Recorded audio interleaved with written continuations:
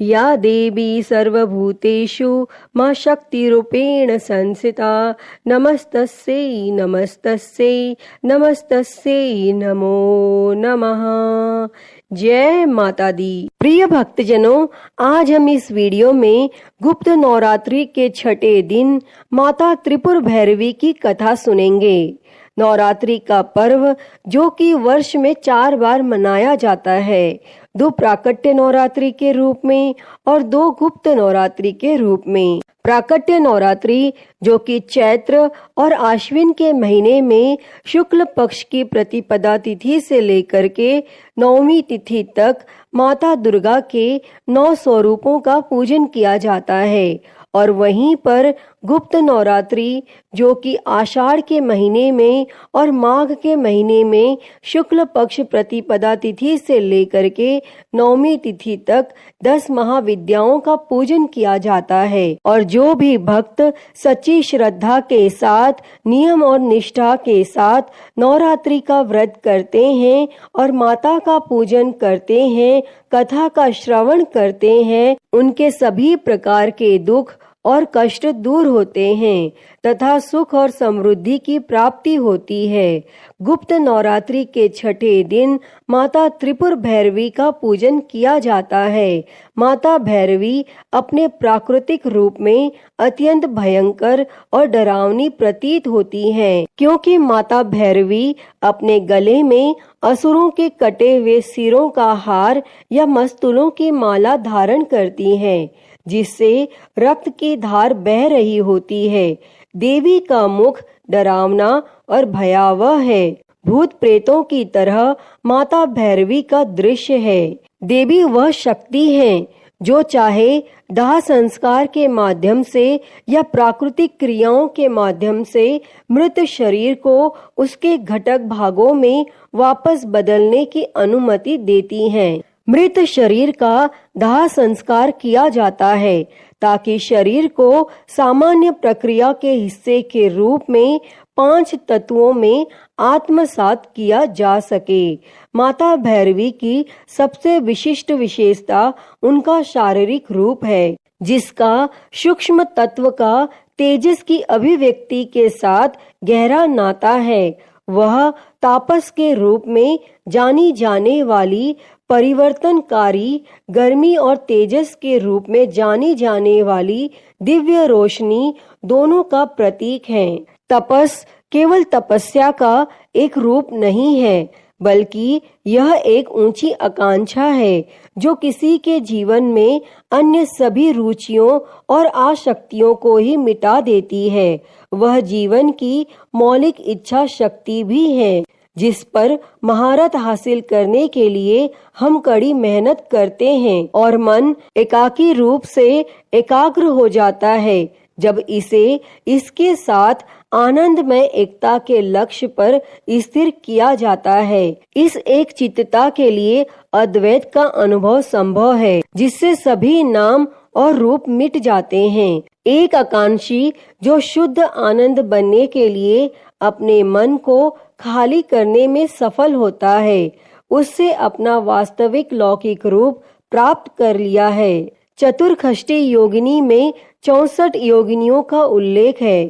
यह प्राचीन भारत में दिव्य शक्तियों के जो कि एक रहस्यमयी पंथ है। यह 64 योगिनी स्वयं को माता भैरवी की दासी मानती थी। इन योगिनियों की आदिवासी परंपराएं थी।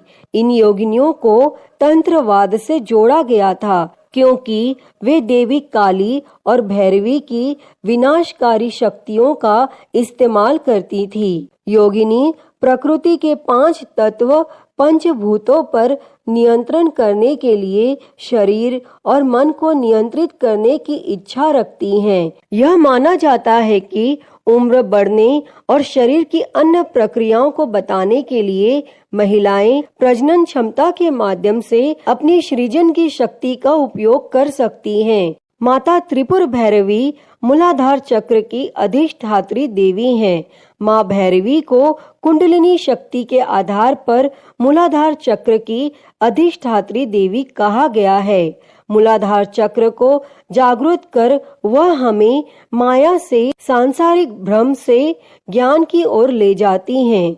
माँ भैरवी को संहार की शक्ति माना जाता है। हालांकि 10 महाविद्याओं में कई महाशक्तियां हैं जो विध्वंस के रूप में कार्य करती हैं। जैसे माँ छिन्नमस्ता संहार शक्ति है, माँ काली ब्रह्मांड की सर्वोच्च संहार शक्ति है। माता भैरवी हमारे जीवन में उपस्थित सभी बुराइयों की संहार शक्ति है, जो हर दिन अपने कार्यों में कार्यरत रहती हैं। माँ भैरवी हमारे शरीर की कोशिकाओं को धीरे धीरे नष्ट करती हैं ताकि नई कोशिकाओं का निर्माण हो सके। वे हमारी सृजन की शक्तियों को बढ़ाती हैं ताकि वृद्धावस्था जल्द न आ सके। वे हमारे अज्ञान को नष्ट करती हैं। उनके विध्वंस कार्य निरंतर चलते रहते हैं। इस अर्थ में वे निरंतर परिवर्तनशीलता की एक महाशक्ति है, जो अपरिहार्य माँ भैरवी हमारे शरीर को जन्म से मृत्यु तक ले जाने वाली महाशक्ति है। तो भक्तजनों, आइए सुनते हैं माता त्रिपुर भैरवी से जुड़ी हुई एक पौराणिक कथा। तो आप सभी इस कथा को बड़े ही श्रद्धा, ध्यान पूर्वक और प्रसन्न चित्त मन से सुनिए। उससे पहले आप सभी प्रेम से बोलिए, माता त्रिपुर भैरवी की जय, 10 महाविद्या माता की जय, सर्व देवी देवता की जय। माता त्रिपुर भैरवी का संबंध महिषासुर नामक राक्षस के वध काल से है। देवी लाल वस्त्र और अपने गले में मुंडमाला पहनी है और अपने शरीर पर रक्त चंदन लगाती हैं।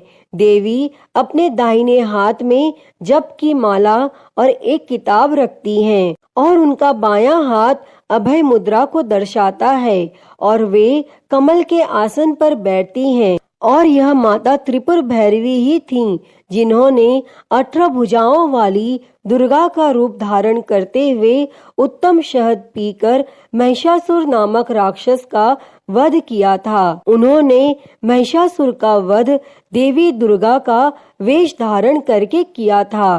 साधना से संबंधित देवी काम, लोभ, क्रोध, ईर्ष्या, नशा और भ्रम को मनुष्य के स्वभाव या दिनचर्या से मुक्त करती हैं और परिश्रम से किए गए कार्य योग अभ्यास में सफलता दिलाने में मदद करती हैं। मनुष्य सभी प्रकार के विकारों या दोषों को दूर करके ही योगा अभ्यास के उत्तम स्तर पर पहुंच सकता है। कुंडलिनी शक्ति के जागरण के लिए सभी प्रकार के मानवीय दोषों या अष्टपाश का विनाश आवश्यक है और यह शक्ति माता देवी त्रिपुर भैरवी को ही प्राप्त होती है। माता त्रिपुर भैरवी को 2 अलग अलग छवियों के रूप में चित्रित किया गया है।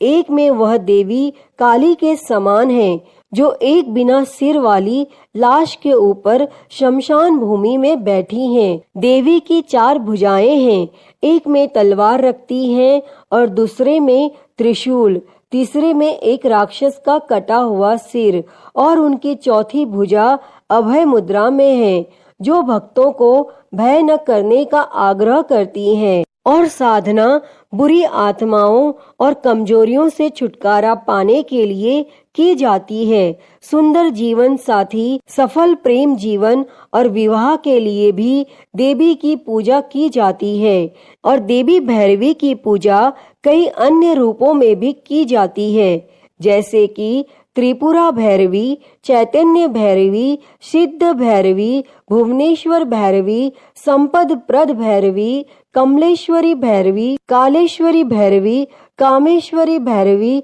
नित्य भैरवी, रुद्र भैरवी, भद्र भैरवी और 7 कोटि भैरवी। और त्रिपुरा भैरवी तांत्रिक क्रियाओं की देवी हैं। वह भगवान की अभिव्यक्ति के भयानक रूप का प्रतिनिधित्व करती हैं। वह 10 महाविद्याओं में से एक हैं और शक्ति के इस रूप की पूजा करने वाले भक्तों को भगवान शिव की महाविद्या रिद्धि सिद्धि प्रदान करती हैं। अतः हे माँ त्रिपुर भैरवी, इस कथा को कहते, सुनते और हुंकारा भरते सभी पर अपनी कृपा बनाए रखना, सभी के जीवन के दुखों को दूर करना और सभी के जीवन में सुख समृद्धि देना। तो सभी प्रेम से बोलिए, माता त्रिपुर भैरवी की जय, नौ दुर्गा देवी की जय, 10 महाविद्या माता की जय, सर्व देवी देवता की जय। प्रिय भक्तजनों, तो मैं उम्मीद करती हूँ कि आपको आज की यह कथा पसंद आई होगी और अगर वीडियो अच्छी लगी हो तो इसे लाइक करें, ज्यादा से ज्यादा शेयर करें और कमेंट में माता त्रिपुर भैरवी की जय लिखना ना भूलें और हरिहर भक्ति चैनल को सब्सक्राइब कर नोटिफिकेशन बेल को जरूर ऑन कर लें। हर हर महादेव। धन्यवाद।